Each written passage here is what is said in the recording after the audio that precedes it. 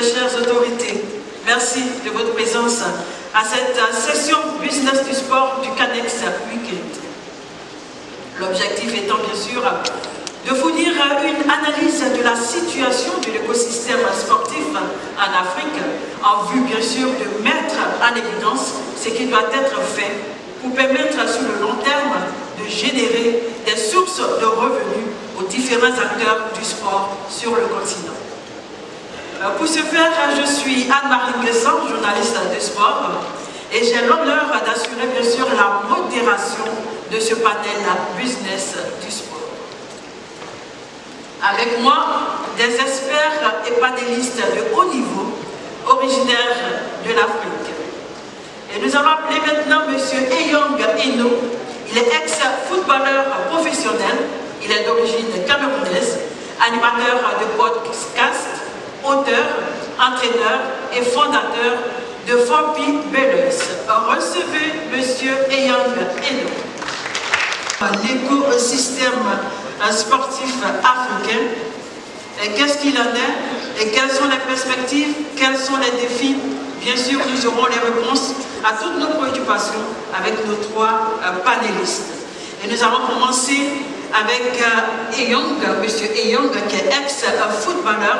Il va nous faire l'état des lieux de l'écosystème sportif africain.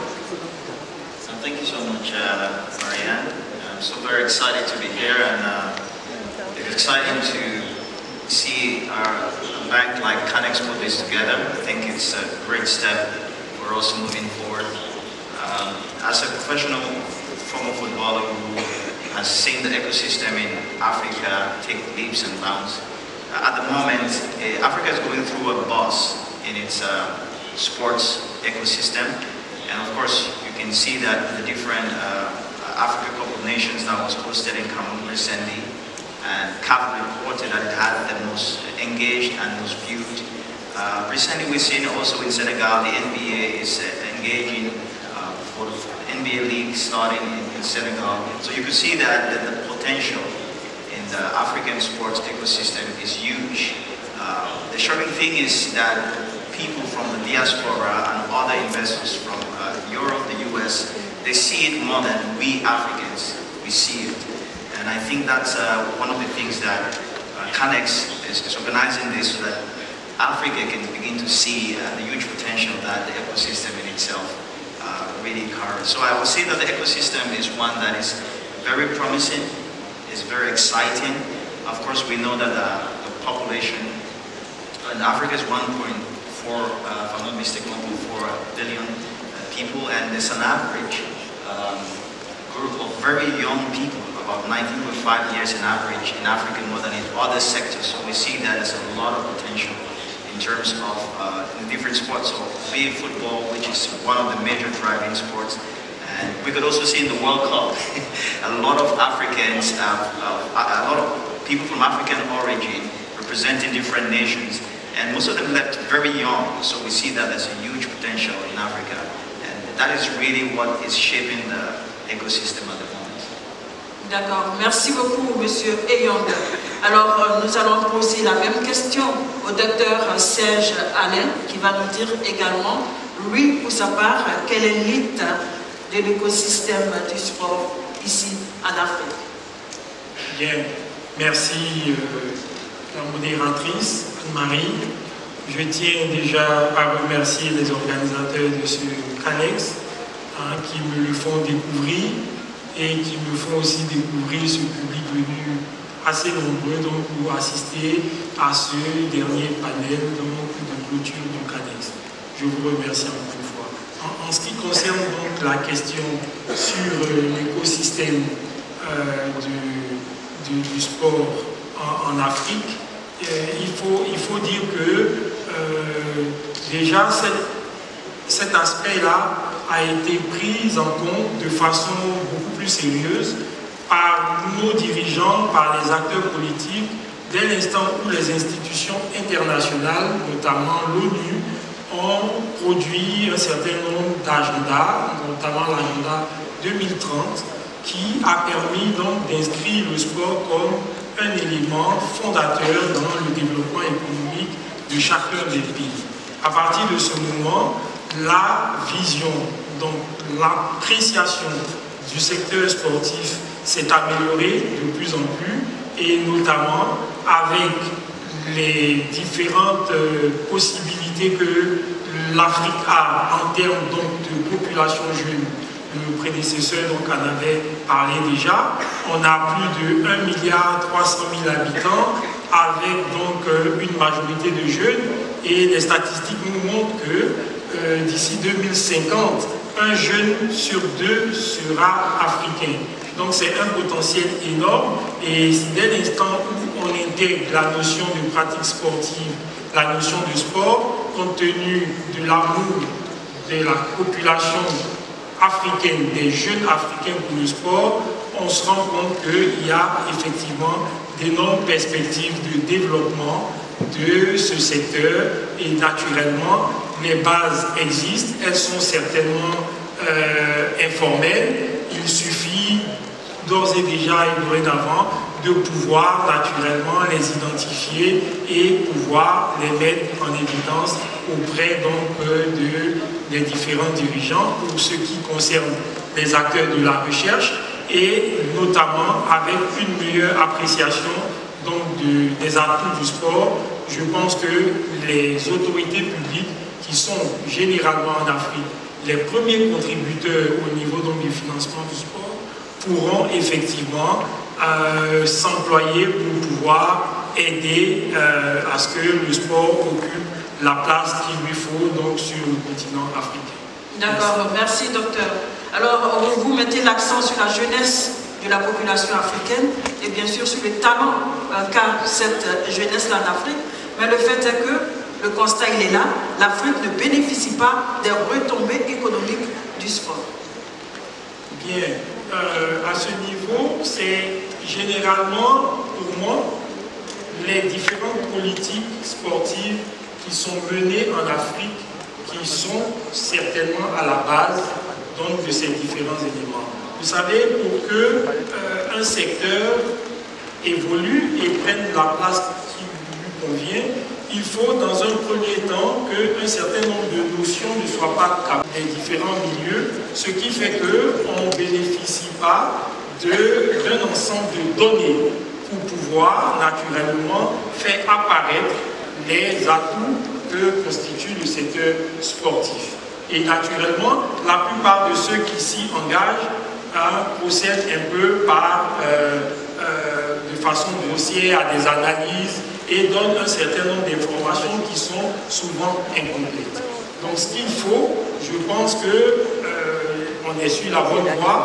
Les dirigeants ont commencé à se rendre compte que le sport peut effectivement contribuer au développement économique, au développement social, à l'amélioration de la santé, donc sur la base des travaux qui sont déjà réalisés ailleurs, dans d'autres pays.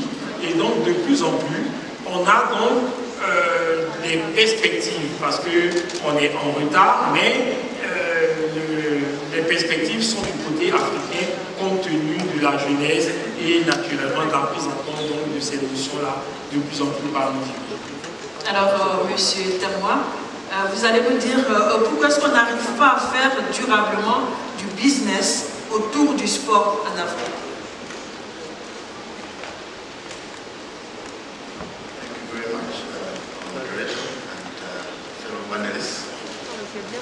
I think I'll begin by, first of all, situating sports in the creative industries, following from the remarks that our esteemed AU Commissioner made just a moment ago.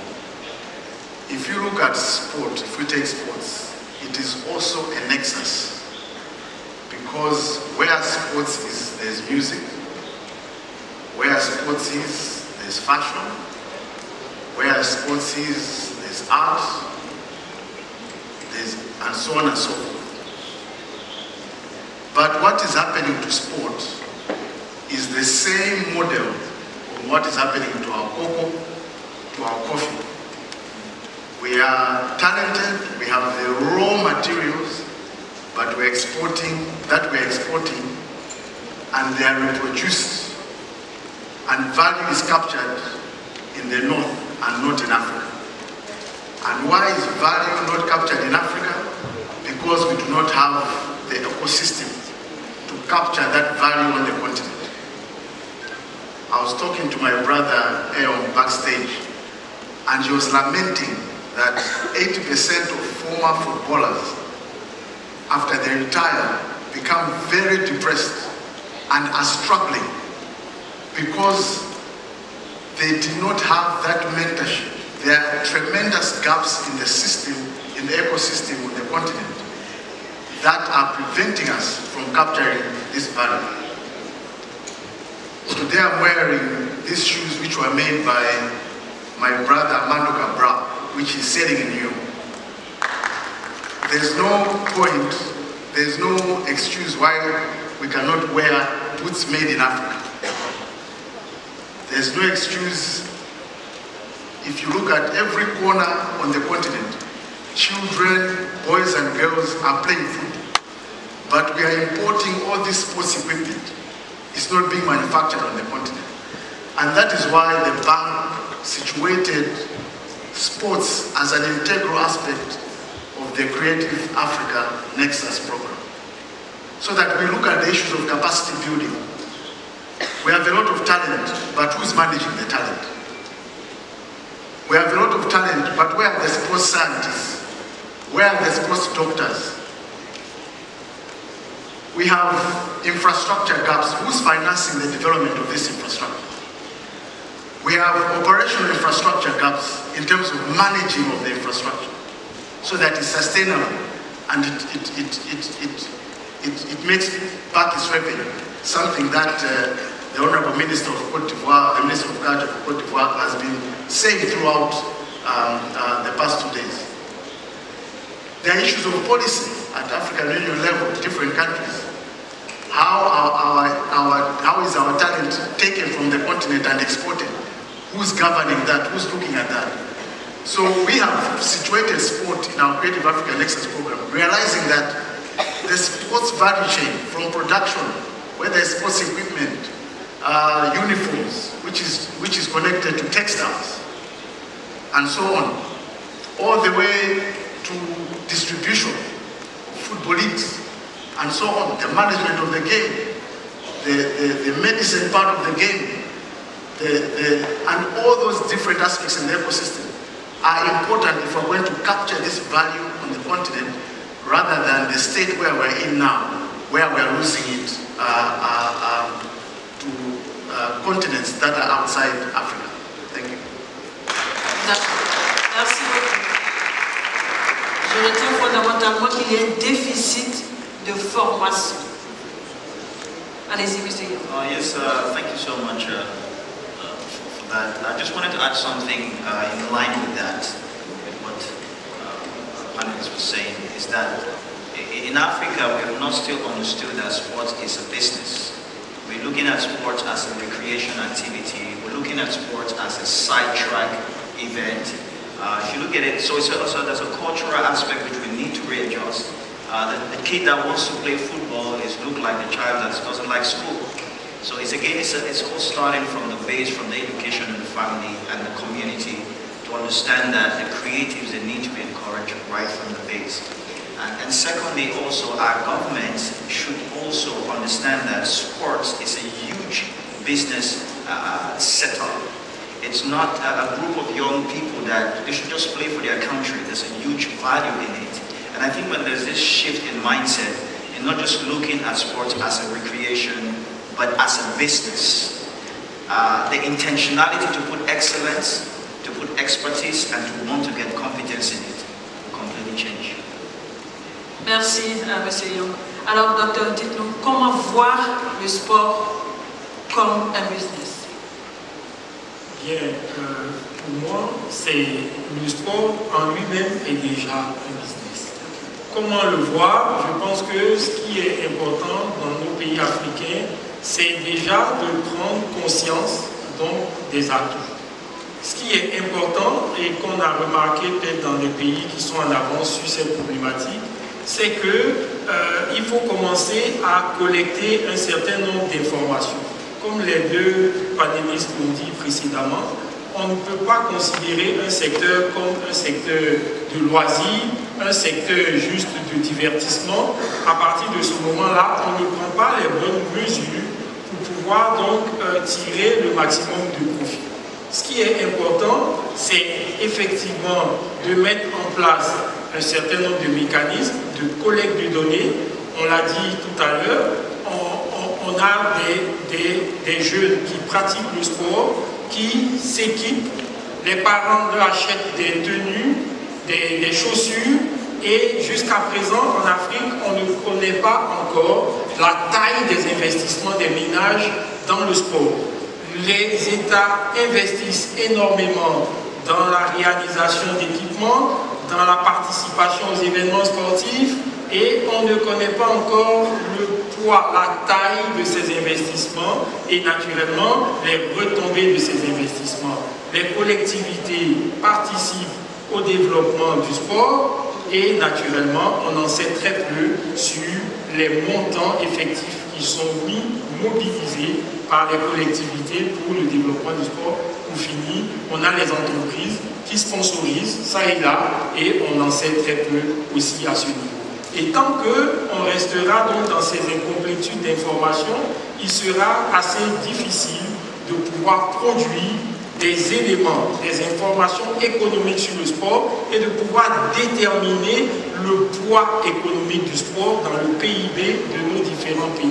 Ce qui serait important, donc, il faudrait que, naturellement, autour des différentes structures, des banques qui s'intéressent donc au développement du sport, des acteurs, des experts qui ont déjà participé, contribué, qui ont vécu et qui se sont propulsés par le sport, et naturellement des chercheurs, des enseignants, il faudrait donc faire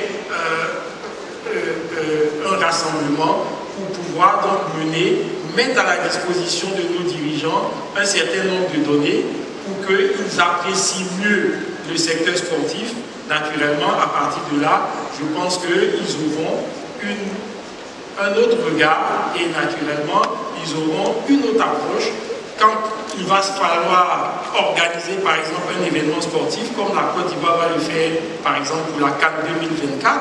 Naturellement, il faut précéder cette volonté de vouloir organiser par des études, savoir déjà ce que cette CAN-là pourrait apporter à la population et naturellement, après que la CAN soit terminée, il va falloir aussi faire une étude pour comparer entre ce qui avait été dit au départ dans les intentions, dans les perspectives et ce qui est effectivement réalisé pour que à chaque fois les données et les analyses économiques du sport servent à nos dirigeants comme outil d'aide à la décision. Alors là, docteur, vous mettez le doigt sur quelque chose de très important, le manque de données ou d'analyse sur l'écosystème sportif africain. On trouve rarement des données sur le sport en Afrique. Alors, monsieur Temoa, est-ce que vous avez une explication à cela?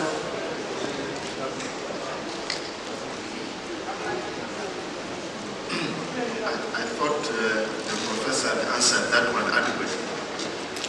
I was interested more in the question about sports as a business because I work for a bank.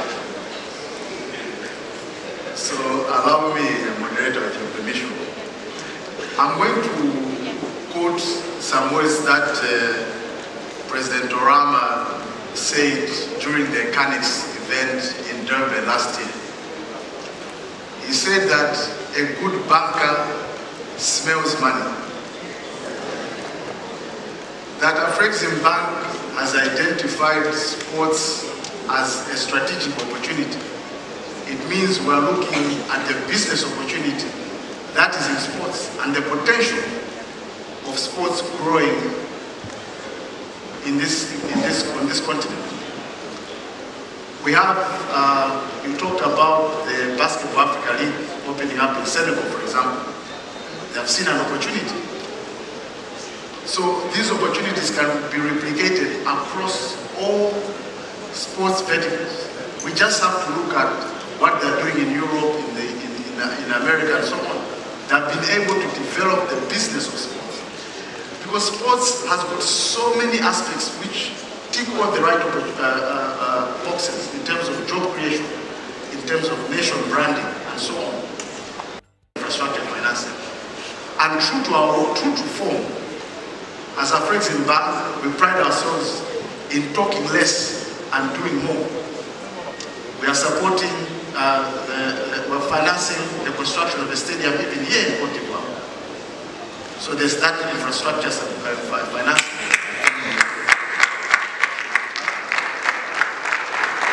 You look at development programs of the talent, because it is one thing to be a talented footballer, but someone has to have the capacity to be able to negotiate your contract so that you get a good deal. So that layer has to also be targeted in terms of support. So we have capacity building programs that are aimed at building not just the talent, but also the capacity of the talent managers. Because that, it is the manager who can then negotiate and discuss with financial institutions. It's not the player. It's the same as in music. It's not the musician who negotiates with the banks or the producers. It is the manager who should have the capacity to talk business. So we need to look at that whole ecosystem in order to translate this talent that we have into money, into the pockets of our young people. Thank you, moderator. Merci beaucoup, M. Kemba. Alors, docteur, je vais encore m'adresser à vous. On le sait tous, la Côte d'Ivoire va organiser la CAN, la Coupe d'Afrique des Nations 2023, en janvier 2024. Alors, comment le pays peut capitaliser cette compétition? Bien, au niveau de l'organisation de cette grande compétition, au niveau de la capacité de notre pays à capitaliser, je pense que les bonnes dispositions ont été prises. Déjà, l'État a réalisé des investissements importants. Je pense autour de plus de 300 milliards pour pouvoir donc réaliser des équipements aux normes et naturellement mobiliser des moyens conséquents pour pouvoir donc attirer et faire venir un ensemble de supporters parce qu'on va avoir des réceptifs hôteliers pour les accueillir. Et à ce niveau-là, généralement, on sait très bien que ces grandes compétitions génèrent des retombées au niveau, pas directement sportif, mais au niveau des aspects touristiques, des aspects culturels, et c'est l'amalgame donc de tous ces aspects-là qui permettent naturellement de réaliser des retombées qui sont des retombées économiques et sociales. Au plan social, on sait très bien que ces types d'événements contribuent à améliorer la cohésion sociale, créer naturellement une dynamique au niveau des populations, un brassage. Donc ces éléments-là sont connus. Ce qui est important, c'est que nous soyons capables naturellement de les identifier de façon concrète. Et naturellement, de pouvoir, à la suite de cet événement, de pouvoir voir dans nos études, dans nos constats, voir que la population des pratiquants de football a largement augmenté. Parce que vous savez qu'un événement sportif, s'il se limite à son aspect événement, sans que cet événement contribue à une pratique sportive de masse, alors les conséquences sont limitées dans le temps. Ce qui est important, c'est de pouvoir suivre et de voir, à partir du moment où la Côte d'Ivoire a accepté d'organiser la CAN, et à partir du moment où organisé, est-ce qu'on a un taux de pratiquants qui a augmenté? Si c'est cela, on sait tout de suite qu'au niveau de l'écosystème, les vendeurs d'articles de sport vont avoir des retombées, puisque naturellement, tous ceux qui pratiquent vont aller s'acheter des équipements, des chaussures, des maillots, et au niveau donc de tout ce qu'on va organiser comme compétition, il serait donc important donc de respecter en tout cas le processus organisation d'événements, création d'infrastructures sportives.